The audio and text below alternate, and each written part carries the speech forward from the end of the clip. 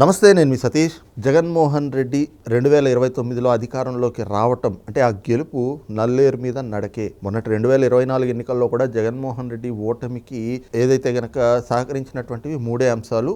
అవేమిటి అంటే మంత్రం, యంత్రం, తంత్రం. ఈ మూడే అనేటువంటిది ఈ రోజున వైసీపీ చెప్తున్నటువంటి ఒక కొత్త వాదన. నిజంగా ఏమిటి మొన్నటి జగన్మోహన్ రెడ్డి ఓటమి, ఆ తర్వాత ఇప్పుడు రేపు రాబోయేటువంటి 29 ఎన్నికల్లో జగన్మోహన్ రెడ్డి గెలుపు నల్లేరు మీద నడక అన్నటువంటి ఈ ప్రచారాలను ఎలా చూడాలి అనేటువంటి అంశం మనతో చర్చించేందుకు సీనియర్ జర్నలిస్ట్ డివిఎస్ గారు ఉన్నారు. సార్ నమస్తే. నమస్తే సార్, ముఖ్యంగా మొన్న 2024 ఎన్నికల్లో జగన్మోహన్ రెడ్డి ఓటమికి అనుకూలించినటువంటి అంశాలు మూడు. ఒకటి మంత్రం, తంత్రం, యంత్రం. మంత్రం అంటే రాజకీయ మంత్రం, యంత్రం అంటేనేమో ఈవీఎం యంత్రం, తంత్రం అంటే మీడియా తంత్రం. ఈ మూడు అంశాలు అనుకూలించబట్టి జగన్మోహన్ రెడ్డి ఓడిపోయాడు. కానీ ఇవాళ మీడియా అటెన్షన్ చూస్తున్నా, జగన్కు వస్తున్నటువంటి ప్రజాదరణ చూసినా 2029లో జగన్మోహన్ రెడ్డి గెలుపు నల్లేరు మీద నడిక అనేటువంటిది సామాన్యులకు కూడా అర్థమైపోతోంది అంటూ వైసీపీ కొత్త ప్రచారాన్ని అందుకుంది. ఇది సాధ్యం అంటారా? నిజంగానే ఆ పరిస్థితులు కనిపిస్తూ ఉన్నాయి ఆంధ్రప్రదేశ్లో? అంటే ఇంకా వాళ్ళు నేలపైకి రాలేదా? అంటే ఇంకా వాళ్ళ కళ్ళు నెత్తి మీదే ఉన్నాయా? వాళ్ళు పెట్టుకున్న ఆ అద్దాలు తీసి చూడరా? అంటే కళ్ళకు కమ్మిన పొరలు తొలగకపోతే ఎలా? ఇప్పుడు ఓడిపోయి 20 నెలలు అవుతుంది. ఎందుకు ఓడిపోయాం, ఏంటి కారణాలు తెలుసుకోవటం, వాటిని చక్కదిద్దుకోవటం, అసలు ఏమన్నా ఆ దిశగా వీళ్ళ ప్రయత్నాలు ఉన్నాయా? ఏదో మంత్రం అంట, యంత్రం అంట, తంత్రం అంట. మీరు ఓడిపోవటానికి ప్రధాన కారణం ఏంటి? ప్రజలకు అందుబాటులో లేకపోవటం, జనంలో ఉండకపోవటం, ప్రజా వ్యతిరేక పాలన చేయడం, అవినీతి కుంభకోణాలకు పాల్పడటం, దమనకాండ. ఓడిపోయిన కారణాలు ఇన్ని కనపడుతుంటే ఇప్పుడు జనానికి నువ్వు ఎందుకని దూరంగా అయ్యావు ప్రశ్నించుకున్నావా? ఇప్పుడు ఆ రోజేమో పాదయాత్ర చేసావు, ముద్దులు పెట్టావు, లేకపోతే తలలు నిమిరావు, గడ్డాలు పట్టుకున్నావు. మరి అంతగా వాళ్ళు నమ్మారు. ఒకసారి చూద్దాం, ఒక్క ఛాన్స్ అని అడిగావు కదా. ఒక్క ఛాన్స్ అడిగినందుకు వాళ్ళు ఇస్తే ఇక భవిష్యత్తులో ఇతనికి ఛాన్స్ ఇవ్వకూడదురా భగవంతుడా అనిపించాడు. ఏ ముఖ్యమంత్రి అయినా, ఆంధ్రప్రదేశ్కి ఎంతమంది ముఖ్యమంత్రులు పనిచేశారు, ఎవరైనా సరే వాళ్ళు పర్యటనకు వచ్చినప్పుడు చెట్లు కొట్టించారా, పరదాలు కట్టుకున్నారా? ఫస్ట్ టైం అనమాట. ఏది చెట్లు కొట్టియటం, పరదాలు కట్టుకోవటం, గాల్లో తిరగటం. ఆయన మీ దగ్గర మీ ఏరియాలోనే ఒక చోటకు వచ్చాడు, కురుపాం అనే పర్యటన, గుర్తుందా? ఆమె అక్కడ మంత్రి ఒక ఆమె ఉన్నారు, పుష్పశ్రీ వాణి. కురుపాం పర్యటనకు వస్తే ఇతను ఒరిస్సా బోర్డర్లో 150 కిలోమీటర్ల అవతల వెహికల్స్ అని ఆపేశారు. నువ్వు ఆంధ్రప్రదేశ్ ముఖ్యమంత్రివి, ఎక్కడ ఒరిస్సా బోర్డరు, 150 కిలోమీటర్లు ట్రాఫిక్ ఆపేయాలా? అంటే ఇప్పుడు జగన్మోహన్ రెడ్డి నేల విడిచి సాము చేశాడు. అతని పరిపాలన కాదు చేసింది. అసలు ఇంకా వీళ్ళతో అవసరం నాకు తీరిపోయింది, ఇక జనంతో నాకు పని లేదు, నా జీవితాశయం నెరవేరింది, ముఖ్యమంత్రి కావాలనుకున్నాను, అయ్యాను, ఇక డబ్బు ఉంది, అధికారం ఉంది, కాబట్టి ఈ కులాలు, మతాలు, విద్వేషాలు చిచ్చు పెట్టి పరిపాలన చేద్దాం వికటించింది. జనంలో అసలు వ్యతిరేకత ఏ స్థాయికి వెళ్ళిందంటే 151 సీట్లతో నెత్తిన పెట్టుకున్నాళ్లే నేలకేసి కొట్టారు 11 సీట్లకి. అసలు మొన్న చూసావా? ఇప్పుడు 20 నెలలు మళ్ళీ ఇప్పుడు అదే యలహంకలో ఉంటాడు, కర్ణాటకలో. మీరు ఆంధ్రప్రదేశ్ మాజీ ముఖ్యమంత్రి ఉంటే మీరు తాడేపల్లి ప్యాలెస్లో ఉండాలి, లేకపోతే పులివెందుల ప్యాలెస్లో ఉండాలి, ఇడుపులపాయ ఎస్టేట్లో ఉండాలి. అసలు యలహంకతో నీకేం పని? బెంగళూరు ఏంటి అసలు? నువ్వు అక్కడ ఏం చేస్తున్నావు? అంటే జనాన్ని ముఖం చాటేయటం ఏంటి?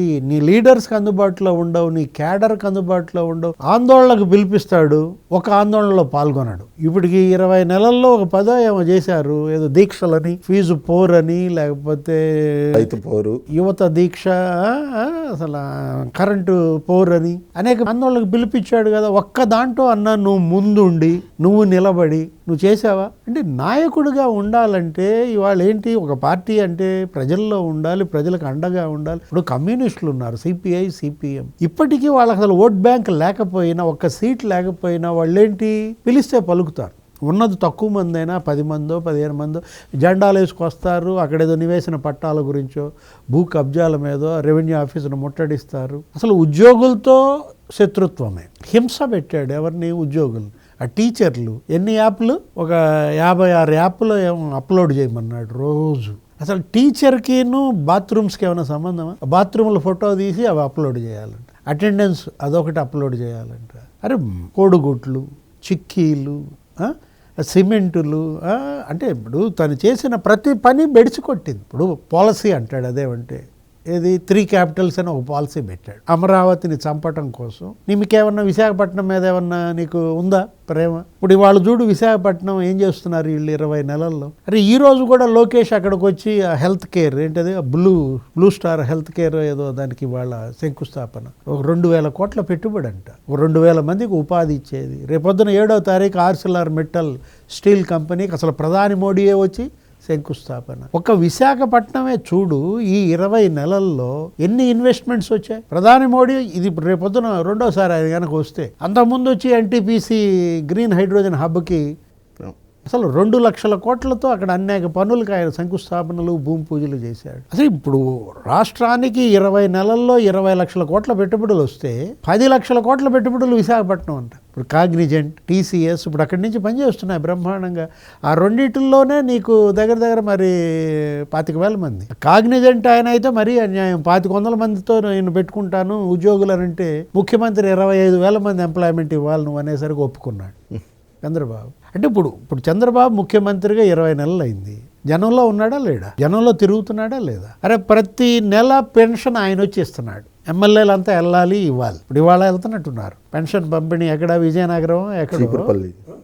అంటే 1వ తారీఖు ఇవ్వాల్సింది ఇవాళ ఇచ్చేస్తున్నారు. ఎందుకంటే మరి ఆదివారం వచ్చిందనో ఏదో. ఇప్పుడు ఒకటి ఇక్కడ 20 నెలల్లో 20 పేద కుటుంబాల తలుపు కొట్టాడు. వాళ్ళ దగ్గరికి వెళ్ళి టీ తాగాడు. నువ్వు మరి 60 నెలలు ఉన్నావు కదా, నువ్వు 60 కుటుంబాల ఇళ్ళకి వెళ్ళి ఉంటే ఇవాళ నీకు ఈ పరిస్థితి వచ్చేదా? 60 కుటుంబాల తలరాతలు మారాయి. వాళ్ళకి ఏదో ఉపాధి ఏర్పడేది, ఇల్లు ఏర్పడేది, నివేశన స్థలం ఏర్పడేది. అంటే ముఖ్యమంత్రి రమ్మని కానీ కాదు, అక్కడ స్వచ్ఛాంధ్ర అంటూ మళ్ళీ అదొక మిషన్, అదొక కార్యక్రమం. జనంలోకి వెళ్ళడానికి ప్రతి చోట స్వచ్ఛాంధ్ర సభలు పెట్టడం, అక్కడ కార్యక్రమాలు, పట్టాలు పంపిణీ. ఏది ఇప్పుడు మనం పాస్ పుస్తకాలు ఉన్నాయి కదా, ఆ పాస్ పుస్తకాల పంపిణీ ప్రతి నెల 9వ తారీఖు అని. అంటే ప్రోగ్రామ్స్ ఈ విధంగా ప్రభుత్వం ఇస్తే ఎమ్మెల్యేలు, మంత్రులు, తను ముఖ్యమంత్రి, డిప్యూటీ సీఎం ప్రజల్లో ఉండటం, వాళ్ళ దగ్గర వినతి పత్రాలు తీసుకోవటం. 10 లక్షల వినతి పత్రాలు వచ్చినాయంట. ఈ తెలుగుదేశం కార్యాలయం కానీ, జనసేన కార్యాలయం కానీ, బీజేపీ కార్యాలయం కానీ. జగన్మోహన్ రెడ్డి ఏనాడన్నా ఒక్కడిని బలకరించి వినతి పత్రం తీసుకున్నా? ఇప్పుడు వెళ్ళాడు నిన్న మొన్న పులివెందుల వెళ్ళి అక్కడ 2 రోజులు ప్రజా దర్బార్ అని పెడితే అయిపోయింది. జరగాల్సిన డ్యామేజ్ జరిగిపోయినాక ఇంకా ఇప్పటికీ మీ కళ్ళ పొరలు తొలగిపోకుండా ఏంటది మంత్రమా? మంత్రం, తంత్రం, యంత్రం. అరే తంత్రం ఏంటి, మంత్రం ఏంటి, యంత్రం అంటే ఇప్పటికీ ఆ ఈవీఎంలు ఏదో మోసం చేశాయన్న భ్రమ. పరకాల ప్రభాకర్ గారు ఏదో ఆయన పిచ్చ విశ్లేషణ ఏదో చేసినట్టున్నాడు. ఏది 52 లక్షల ఓట్లు ఏవో పడ్డాయి, నియోజకవర్గానికి 30,000 ఓట్లు పడ్డాయి అంటూ ఆయన తీసిన విశ్లేషణ అబాసు పాలవుతారు. అంటే మీరు గెలిస్తే ఈవీఎంలు ముద్దు, మీరు ఓడిపోతే ఈవీఎంలు రద్దా. జయప్రకాష్ నారాయణ కూడా మాట్లాడాడు దాని మీద నిన్న. నువ్వు గనక గెలిచినప్పుడు కూడా ఈవీఎంలు ఉండకూడదంటే అప్పుడు నిన్ను ప్రజలు రిలయబుల్గా తీసుకుంటారు. అరే మద్యం పాలసీ మార్చాడన్నాడు, దశల వారీ మద్య నిషేధం చేస్తానని చెప్పి అసలు వాళ్ళతో మద్యం తాగించటం మాన్పించడం కోసమే నేను రేట్లు పెంచా అన్నాడు. చివరికి అసలు నువ్వు అమ్మింది మద్యమా, కాలకూట విషం. వాళ్ళ దగ్గర 12% వసూలు చేశావు, 18% వసూలు చేశాడు కమిషను. ఆ కమిషన్లే 3,550 కోట్లు అంట.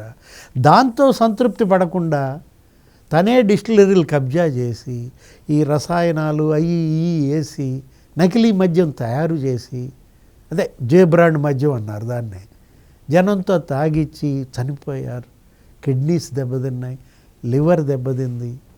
అదేగా కేసు. ఇవాళ ఎంతమంది అరెస్ట్ అయ్యారు?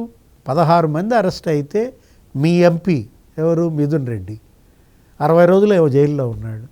లేకపోతే చెవిరెడ్డి భాస్కర్ రెడ్డి ఒక 170 రోజులు ఏవో జైల్లో ఉన్నాడు. కేసిరెడ్డి రాజుకి అసలు బెయిల్ ఇయ్యొద్దంటుంది సుప్రీంకోర్టు.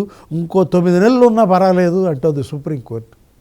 అతను ఎవరో వాళ్ళ తోడల్లుడు ముప్పిడి అవినాష్ రెడ్డిని ముందస్తు బెయిల్ అడిగితే అర్జెంటుగా వెళ్ళి నువ్వు లొంగిపో తర్వాత మాట్లాడదాం. అంటే కోర్టులు ఎంత ఫైర్ అవుతున్నాయి అనే దానికి ఆ నెయ్యి, అది నెయ్య గొయ్య, నీ గొయ్య నువ్వు తీసుకున్నావు. కెమికల్స్తో నెయ్యి తయారు చేశానని చెప్పి స్వామివారికి నైవేద్యం పెడితే అసలు హిందువులంతా ఇవాళ శాపం.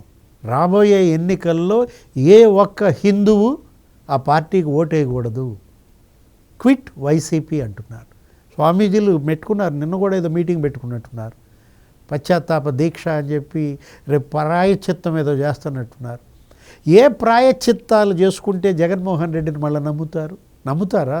అసలు నమ్మకమే ఇవాళ అయితే ఇంకా నువ్వేంటి? రాజకీయ నాయకుడికి ఉండాల్సింది అదే. మంత్రం తంత్రం యంత్రం. మంత్రం తంత్రం యంత్రం కాదు, నమ్మకం.